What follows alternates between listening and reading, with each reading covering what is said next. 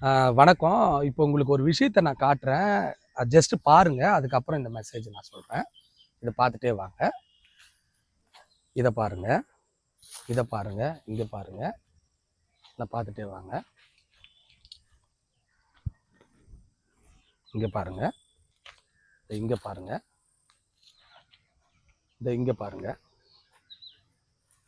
என்னடா ஒயின் ஷாப்ல இருந்து வீடியோ போட்டுட்டு இருக்காங்கன்னு நீங்க நினைக்கலாம். இது ஒயின் ஷாப் இல்லைங்க.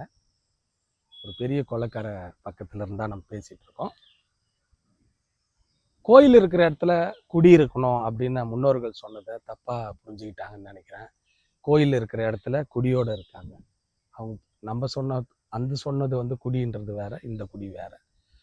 இதுக்கு எல்லாத்துக்கும் ஒரு மூல காரணம் பார்த்தீங்கன்னா, மறைவா போடப்பட்ட இந்த காம்பவுண்டால குளமும் செத்து போச்சு, மனித மனம் செத்து போச்சு. ஒரு மறைவா இருக்கிறதுனால குடிக்கிறத கூட எங்கேயே மலம் கழிச்சிருக்காங்க. குடிச்சிட்டு அவன் போதையில குடிச்சான்னா எங்க இருக்கான்னு அவனுக்கு தெரியாது. இங்கேயே சாப்பிட்டுருக்கான், குடிச்சிருக்கான். கோயிலில் பார்த்தீங்களன்னா ஈவினிங் டைம்ல குழந்தைங்க வந்து வருவாங்க, பெண்கள் வந்து விளக்கு ஏற்றுவாங்க, சாமி கும்பிட வருவாங்க.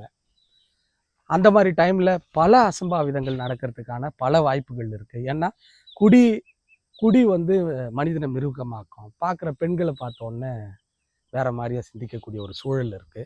இப்போ ஆரம்பாக்கம், கும்மிடிப்பூண்டிலெல்லாம் நிறைய நிகழ்வுகள் இது மாதிரி நடந்துட்டு இருக்கு வெவ்வேறு இடத்துல. அப்போ இதுக்கெல்லாம் மூல காரணம்னு பார்த்தீங்களான்னா, யாரோ ஒரு சில பேர் வசதிக்காக காம்பவுண்ட் போட்டு சம்பாதிக்கணுன்ற ஒரே காரணத்துக்காக இந்த காம்பவுண்டை போட்டு குளத்தை கெடுத்துட்டாங்க.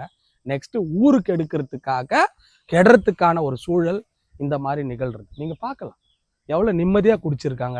இங்கே பெண்கள் வரக்கூடிய இடம். அதனால் இன் ஃப்யூச்சரில் திருப்பியும் ஸ்ட்ராங்காக சொல்கிறேன், குளங்கள் கெட்டு போகிறது இல்லாத, ஏன்னா நீர் வரப்பு குளங்களும் செத்து போகுது. ப்ளஸ் வந்து இங்கே எந்த சூழல் அசாதாரண சூழல் நடக்கிறதுக்கான பல வாய்ப்புகள் இருக்குது. அதனால் தயவு செஞ்சு இந்த மாதிரி குளங்கள் காம்பவுண்ட் போடுறாங்கன்னா ஒத்துக்காதீங்க மக்களே.